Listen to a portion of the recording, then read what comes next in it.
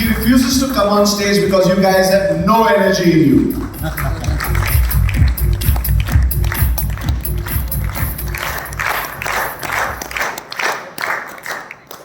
Good afternoon. Good afternoon. आज मैं अपनी खुशी बता नहीं सकती और सबसे पहले मैं LRT को दिल से धन्यवाद करना चाहती हूँ, क्योंकि मैं आज जो कुछ भी हूँ उसमें अप्रत्यक्ष रूप से LRT का हाथ है।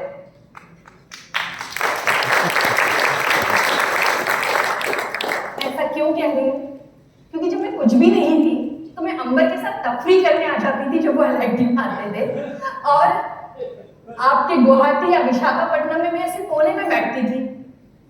अंबर कहते थे जाओ घूम के आओ, मैंने बोला नहीं, सब सुन के जाऊंगी यहाँ से, और सब मटेरियल अपने साथ लेकर जाती थी, और मैंने सोच के रखा था कि आगे मुझे इस फील्ड में आना है।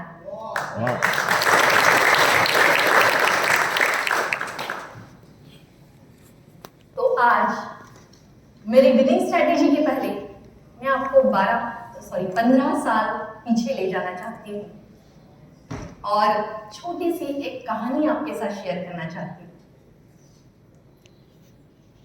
ये कहानी एक परिवार की ऐसी महिला की है जिसने संघर्ष करके अपनी लड़ाई जीती। वो जिस मुकाम पे पहुंची उसके वो सपने देखती थी। वो सपने देखती थी कि उसे अवार्ड मिलने चाहिए, वो सपने देखती थी कि उसका पेपर में नाम आना चाहिए, उसका एक कैबिन होना चाहिए। उस सपनों के कोई सिर और पैर नहीं थे, पर वो सपने देखती।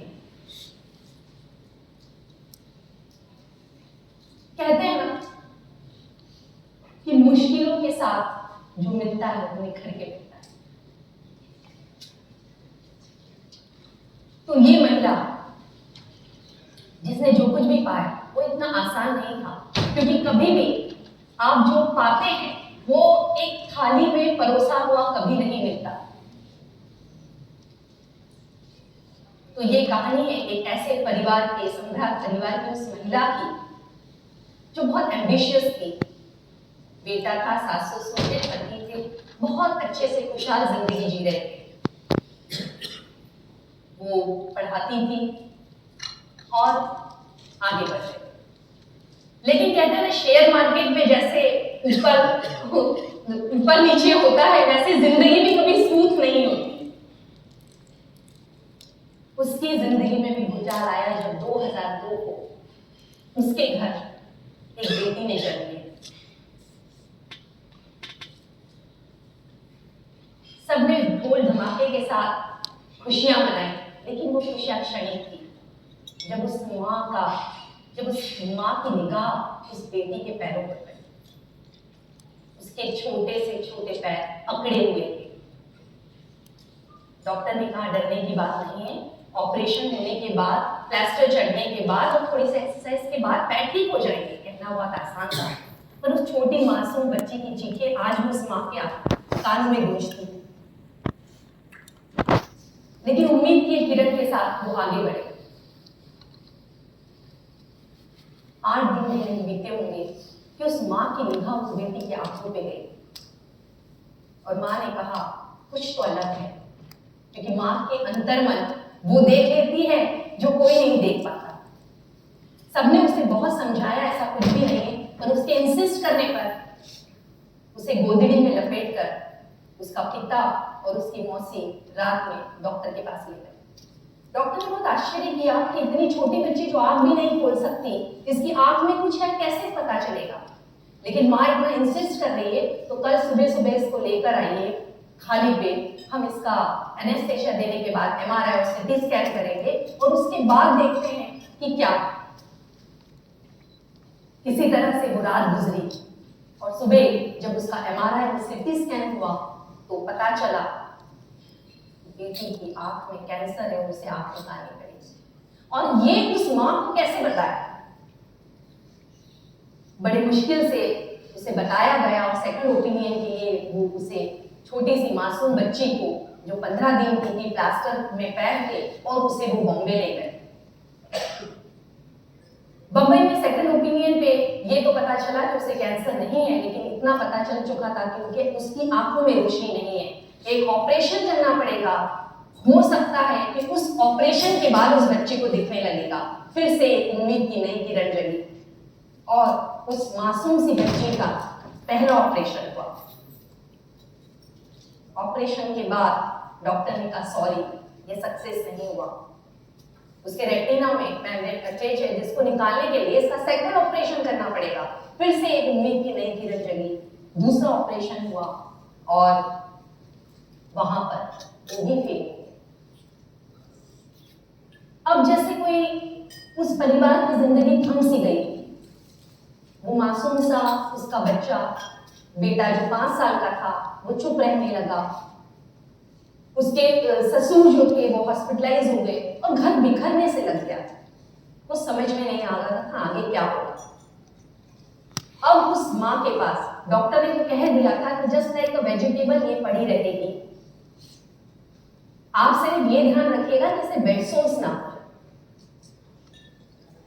अब माँ के पास 2 ही चीजें थी। वो पीएचडी करना चाहती थी, वो काफी एम्बिशियस थी, पर उसके पास था या तो परिवार को बेटी को चुने या अपना करियर। उसने उस वक्त अपनी बेटी को चुना और उसने वो सारी मुश्किलों का सामना किया और उसने कहा कि मैं इस बेटी को इस बिस्तर पे तो पड़े नहीं रहने। और वो कंसिस्टेंसी से उस बेटी को लेकर आगे बढ़े। कई बार परिवार ने उसे समझाया कि देखो यदि तुम्हें रिजल्ट नहीं मिला तो तुम टूट जाओगी, इतनी उम्मीदें मत लगाओ। तो उसने कहा टूटने के लिए तो कुछ भी नहीं, होने के लिए तो कुछ भी नहीं, मैं आगे तो बढ़ सकती हूँ। देखते हैं भगवान कितनी परीक्षा लेता है। हम हंसते हुए इस बच्ची को एक नॉर्मल बच्ची की तरफ पालेंगे और देखते हैं कि भगवान जीतता है या माँ जीतती है। और इस तरह से आगे बढ़े। इस बीच उसकी सेवा करते करते वो माँ 22 दिन के लिए मौत और जिंदगी से संघर्ष करते हुए अस्पताल में थी। उसके पति ने उस बेटी को उस माँ की गोद में डाला और कहा कि इस बेटी को आज भी तुम्हारी जरूरत है। और वो बेटी जो देख नहीं सकती थी, उसकी आंखों में कुछ ऐसा था जैसे वो माँ को कह रही हो माँ उठो। और एक अदृश्य शक्ति ने उस माँ को हिम्मत दी और वो उससे भी ज्यादा स्ट्रॉन्ग होके बाहर आई और फिर उस जतन के साथ उस बच्ची को ठीक करने में लग गई।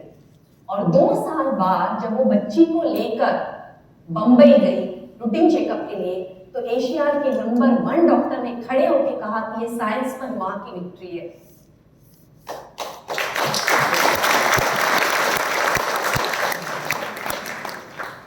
वो बेटी जो गुदगुदा रही थी, वो बेटी जो खा रही थी, जिसकी गर्दन जो लटकी हुई थी वो सीधी हो चुकी थी, जो लार टपकती थी वो बंद हो चुकी थी,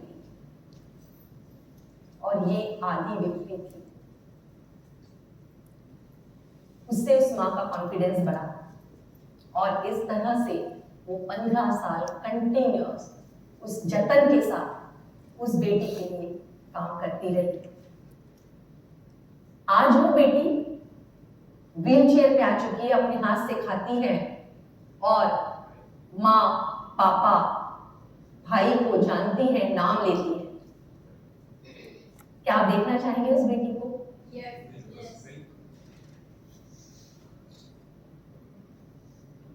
ये चेंज कैसे?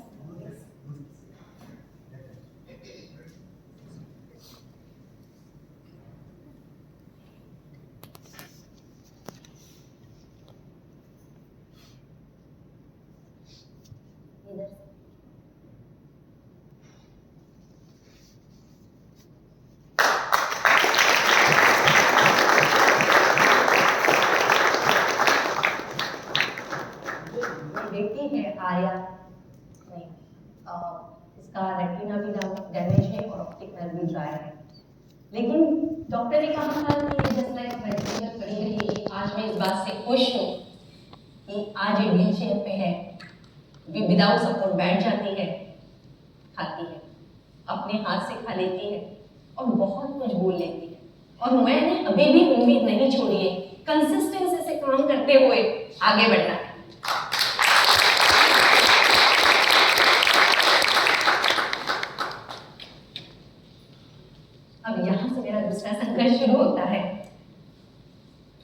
बॉटम से MDRT तक का सफर। इसके पहले मेरे बारे में बहुत कुछ बॉबी बता चुके हैं। मैं एक बेटी हूँ, माँ हूँ, मेरे घर की CEO हूँ और फाइनेंशियल अवेयरनेस एम्बेसडर हूँ। जैसे कि बताया, मैंने MPhil किया हुआ था और इसीलिए वो 15 साल अपने आप को कंट्रोल रखना मेरे लिए थोड़ा मुश्किल था। सत्यम सर की डायरेक्टर हूँ और मैं बहुत प्राउड फील करती हूँ कि आज मेरा बेटा मेरे बिजनेस को आगे बढ़ा है।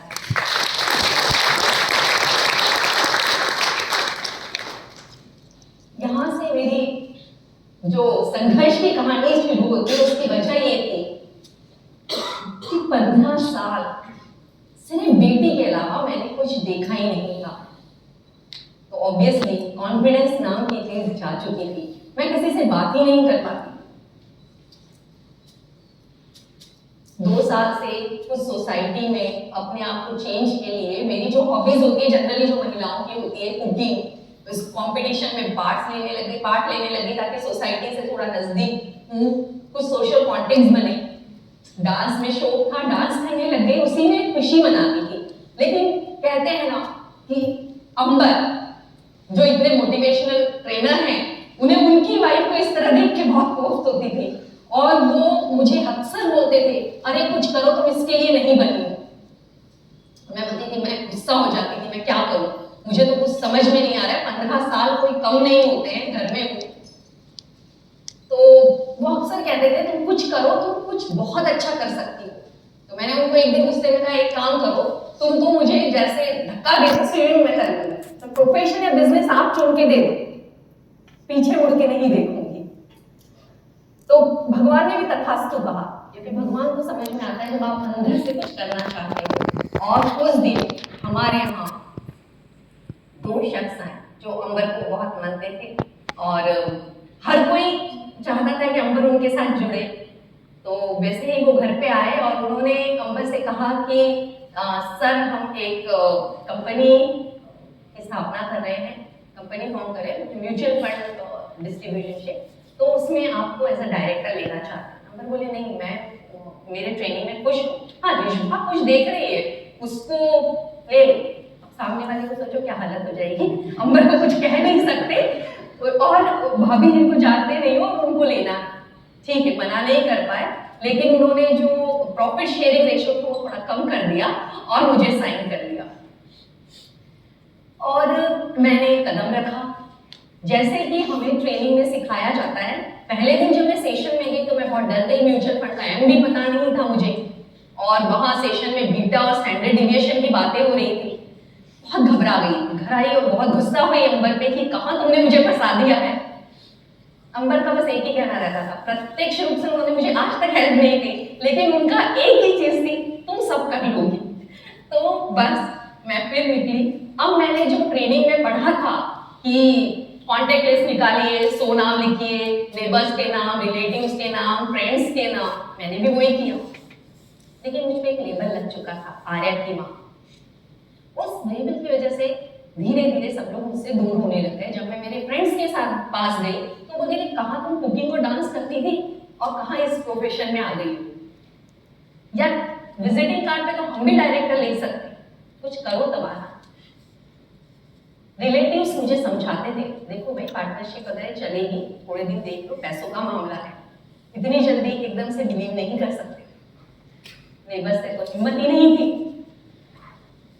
अब मुझे समझ में नहीं आ रहा था कि मैं प्रॉस्पेक्ट्स कैसे, लीड्स कैसे जनरेट करूं।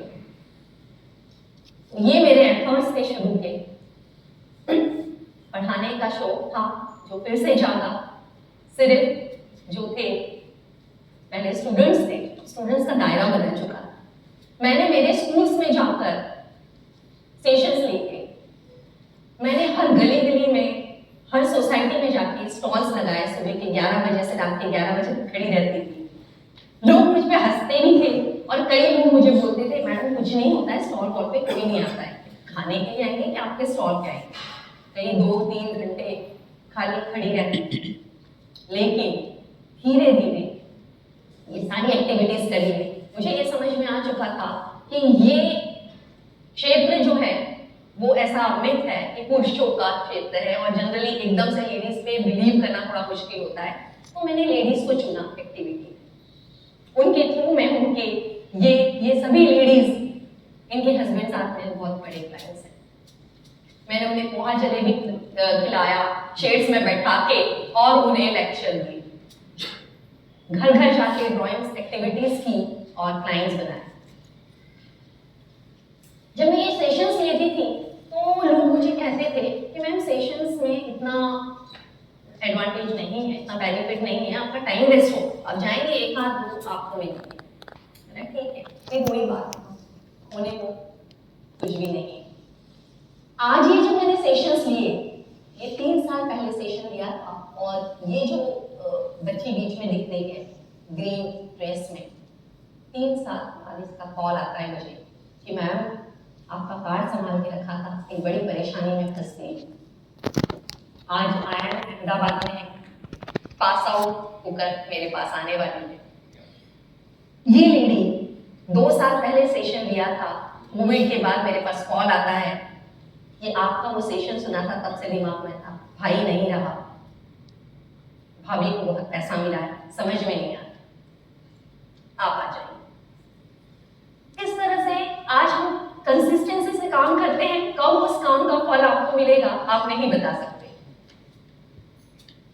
वर्चुअल पैंडेमिक, आफ्टर पैंडेमिक मैंने योगा सिखाना शुरू किया, हेल्थ इज वेल्थ। मेरे क्लाइंट्स के लिए फ्री सेशन रखा 7 to 8, क्योंकि जब मैं 22 दिन हॉस्पिटलाइज की तो मैंने उस वक्त अपने आप को ठीक करने के लिए योगा की ट्रेनिंग ली थी, और वही ट्रेनिंग आज मैं सोशल सर्विस करती हूँ।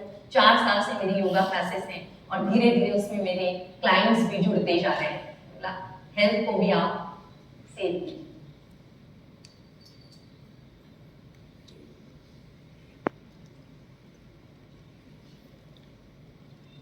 ये मैं आपको पहले ही सुना चुकी हूँ, सॉरी।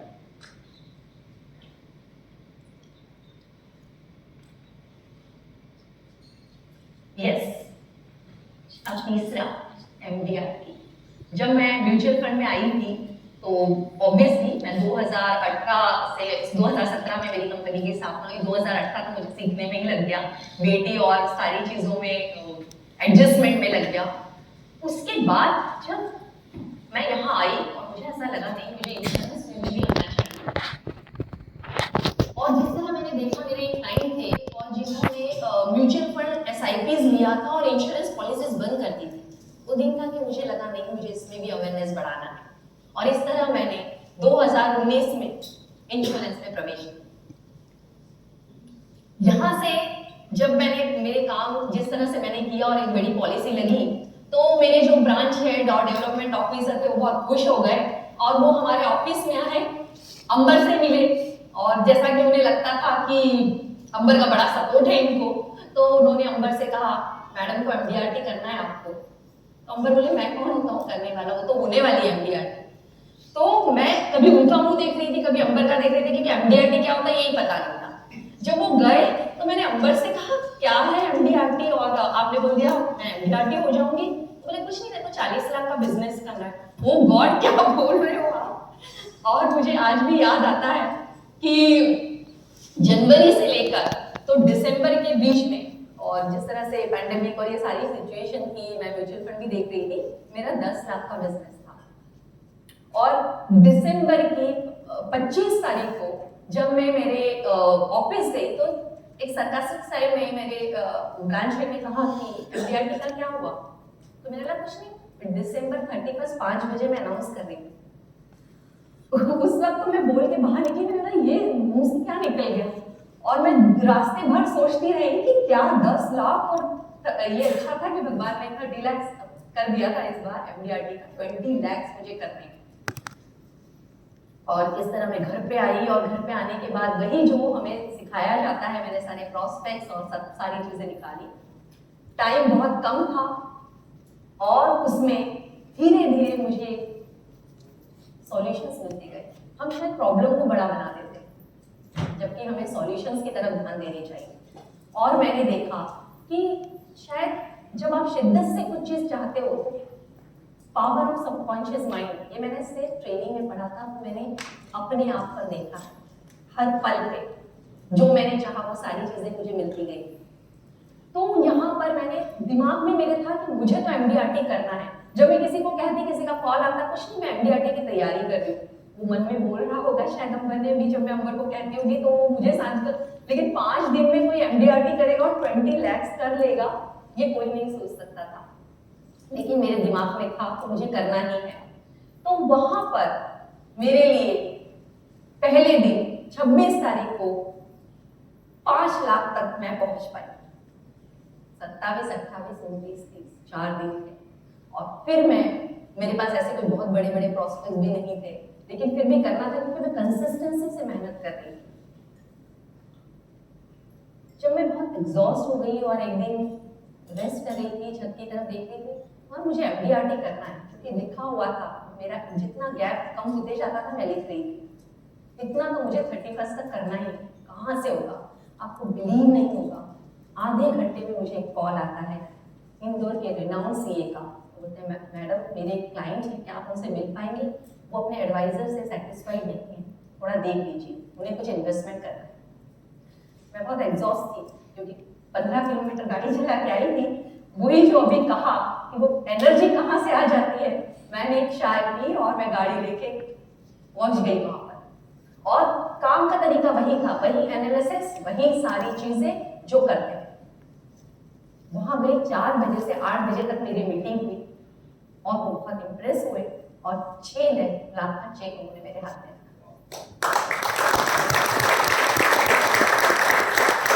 और मेरे लिए एक दिन जा चुका था, 3 दिन अभी भी लंबा याद था, 10 लाख का। फिर वही कहानी, फिर मैं लोगों को फोन करी थी, एक दिन में 30-40 कॉल्स मेरे चल रहे थे। जितना मुझे दिमाग में आता था, रातें सोते जागते, सुबह 4 बजे उठ जाती थी, रात को 11-12 बजे सो रही थी। एक जिद थी कि मुझे एमडीआरटी करना है।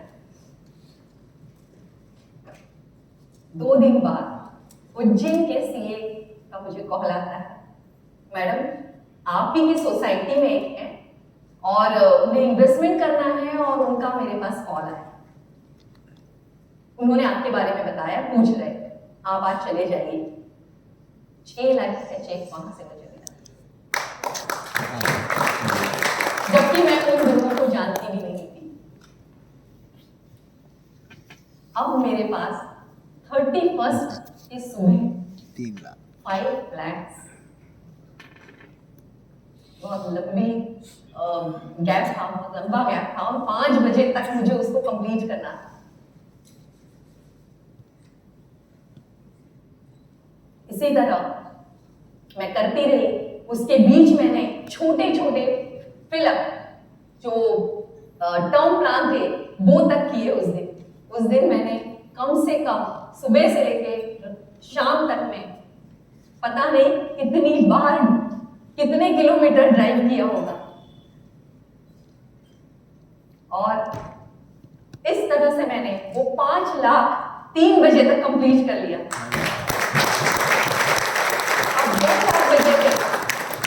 तब मैंने और दिमाग दौड़ाया और लास्ट में मुझे अंबर के फ्रेंड की याद आई बचपन के, और मैंने बॉम्बे में कॉल किया।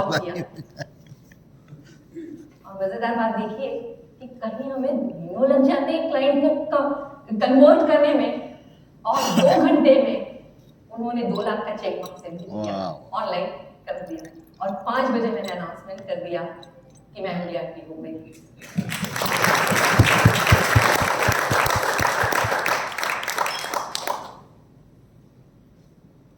ये मैंने जिस तरह से भी मई मिशेल जी ने बताया था, मैं तो अभी जस्ट आई हूँ, लेकिन एक स्ट्रैटेजी लेके चल रही हूँ। उस स्ट्रैटेजी में मेरे नंबर ऑफ असाइनमेंट्स अभी कम है क्योंकि मैं जस्ट अभी आई हूँ, लेकिन मैं जिस तरह से जो मेरे क्लाइंट्स हैं, आप देख रहे होंगे कि वो फुल पैकेज, पूरा क्लाइंट मेरे पास है। उसके पास हेल्थ इंश्योरेंस बहुत स्ट्रॉन्ग है, उसके पास लाइफ इंश्योरेंस बहुत स्ट्रॉन्ग है, और उसके पास म्यूचुअल फंड।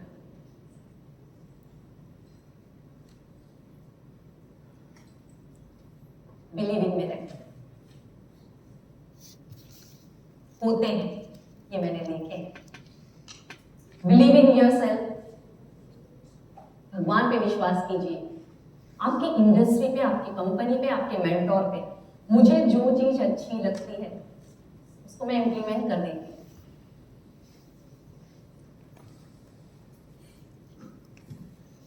जब मैंने पहला स्टॉल लगाया था तो सबने मुझे डीमोटिवेट किया था, लेकिन मेरे पहले स्टॉल पे एक ही दिन में 20 SIPs की।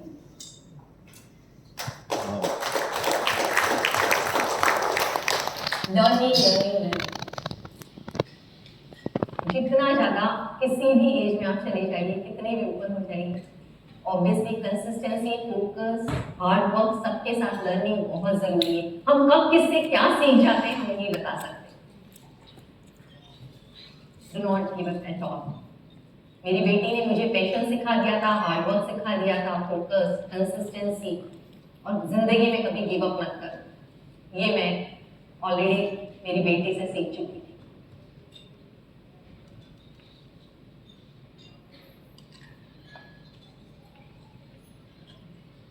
कबीर जी का दोहा, आया था किस काम को तू, आया था किस काम को तू सोया चादर तान, सूरज संभाल गाफे अपना पहचान।